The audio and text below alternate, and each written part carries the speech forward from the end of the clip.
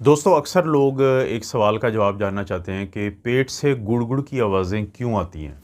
Basically जो पेट से गुड़गुड़ की आवाज़ें हैं या आपका जो गैस्ट्रो इंटेस्टिनल सिस्टम होता है, यानी आपका मैदा और आंतों का जो निज़ाम होता है, वो आपकी तवज्जो चाहता है कि कुछ ना कुछ ऐसा है जो गड़बड़ है, जो ठीक नहीं है, जिसको आप ठीक कर सकते हैं। अगर उसमें मोटी-मोटी बातों की बात करें तो सबसे पहले तो आपका लाइफ़स्टाइल। बाज़ औक़ात लोग जो हैं, उनकी एक आदत होती है कि वो रात को यानी जो डिनर होता है वो लेट नाइट करते हैं। और दूसरी बड़ी गलती ये करते हैं कि वो डिनर भी लेट नाइट करने के बाद फिर सो भी जल्दी जाते हैं, लेट भी जल्दी जाते हैं। और सोने पे सुहागा कि अक्सर ऐसे लोगों की जो खुराक है वो मुतवाज़न नहीं होती, वो मसालेदार होती है, वो बहुत ज़्यादा मुरगन ग़िज़ाएँ होती है। जब आप ये काम करते हैं और इसी तरह से कुछ लोग अगर जल्दी-जल्दी खाना खाते हैं, बहुत ज़्यादा चबा के नहीं खाते और जिसके साथ बहुत ज़्यादा एयर भी अंदर जाती है। तो ये सारी चीज़ें मिलके एक ऐसी सूरत हाल बना देती हैं कि जिसमें आपका खाना मुनासिब तौर पे हज़म भी नहीं होता और आपके जिस्म में जज़ब भी नहीं होता। जब वो खाना पड़ा रहता है रात को लेट नाइट खाने से और चबा के ज़्यादा ना खाने से, ज़्यादा मुरगन ग़िज़ा खाने से और लेट जाने से, तो फिर ये आपकी आंतें उसको एक्सपेल करने की कोशिश करती हैं, उससे जान छुड़ाने की कोशिश करती हैं। गैस वहाँ पे ज़्यादा बनेगी, खाना अनडाइजेस्टेड पड़ा रहता है।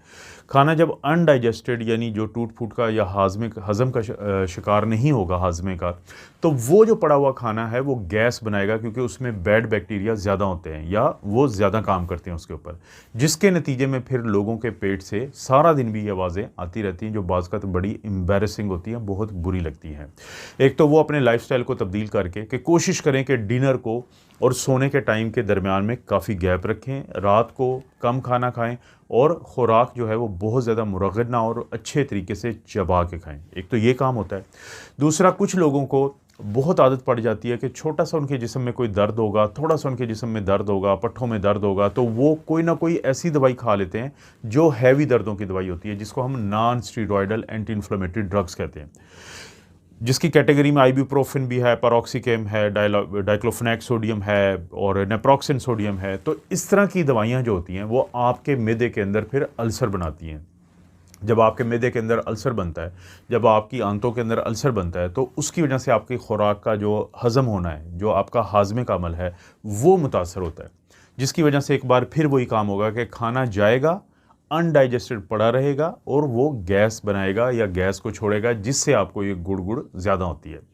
और सबसे एक आखिरी चीज़ वो ये कि आपका जो स्टमक होता है और आंत का जो पहला हिस्सा होता है जिसको हम ड्यूडेनम या डुओडेनम कहते हैं, तो उसके अंदर एक छुपा होता है दुश्मन आपका। उस दुश्मन का नाम है एच पाइलोराई, हेलिकोबैक्टर पाइलोराई। वो जो जरासीम होते हैं, ये वो जरासीम क्या करेंगे कि ये भी वही काम करते हैं जो दर्दों की वो दवाइयाँ जिसको हम एनसिड्स कहते हैं, तो वो करती हैं, यानी ज़ख़म पैदा करते हैं। और ये जो ज़ख़म होते हैं आपके मैदे में और आंत की छोटा जो हिस्सा होता है, पहला हिस्सा होता है, तो ये ज़ख़म आपकी खुराक को डाइजेशन का जो प्रोसेस है उसको मुतासर करते हैं, जिसके नतीजे में अनडाइजेस्टेड फूड फिर वही पेट की गुड़गुड़ पैदा करता है। तो अगर आप अपने लाइफ़स्टाइल को तब्दील कर लेते हैं, आप दर्दों की ये इस तरह की जो दवाइयाँ हैं वो कम से कम इस्तेमाल करते हैं और अगर आपको एच पाइलोराई का मसला है, तो उसका एक मख़सूस किस्म का इलाज होता है, 3 या 4 दवाइयों से 2 हफ़्ते का वो इलाज होता है, तो वो आपका गैस्ट्रोएंटरोलॉजिस्ट करता है। वो अगर आप करवाते हैं और ये ख़ास तौर पे अगर आप ख्याल रखते हैं कि अगर आप बहुत ज़्यादा फ़ास्ट फूड खाते हैं, अगर आप जंक फूड खाते हैं, तो वो आपकी आंतों के अंदर जो बुरे वाले बैक्टीरिया हैं वो बढ़ा देता है और अच्छे वाले बैक्टीरिया की तादाद कम हो जाती है, क्योंकि अच्छे वाले बैक्टीरिया की खुराक को हम फाइबर कहते हैं। तो बुरे वाले बैक्टीरिया जब बढ़ते हैं तो वो कुछ ऐसा अमल करते हैं आपकी खुराक के साथ कि जिसके नतीजे में गैस बनती है और आप किसी मीटिंग में बैठे होंगे, आप कॉलेज यूनिवर्सिटी में बैठे होंगे, आप दोस्तों के दरमियान बैठे होंगे और आपके पेट में लाउड स्पीकर लगा होगा और गुड़-गुड़ की आवाज़ें आ रही होंगी जो आपको बहुत परेशान करती हैं। आज ही अपना लाइफ़स्टाइल को रिव्यू करें, उसका जायज़ा लें, उसमें तब्दीलियाँ करें और पेट की गुड़-गुड़ से निजात हासिल करें।